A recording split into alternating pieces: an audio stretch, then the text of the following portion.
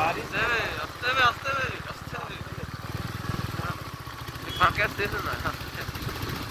अगर बारिश का टाइम आएगा तो मजा आएगा, क्योंकि ये सब ग्रीन दिखेगा।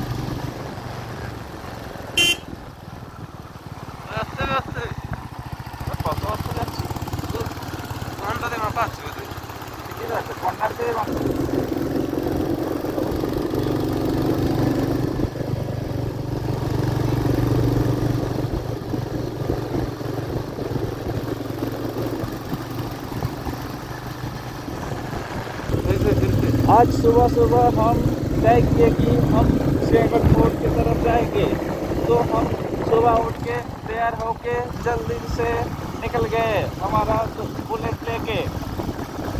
शेखर फोर्ट की तरफ जाते हुए ऐसे टेढ़ा मेढ़ा रास्ता है, अभी पेड़ थोड़ा ग्रीन नहीं दिख रहा है, ये बरसात के टाइम बहुत ग्रीन दिखता है।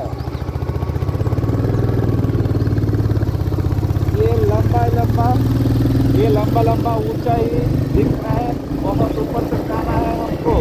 यहाँ पे ये शिवाजी महाराज का एक किला था, यहाँ पे एक सेना बराबर था। जब अंग्रेज वगैरह आते थे तो ये फोर्ट को जय नहीं कर पाए थे वो, इसीलिए ये फेमस है।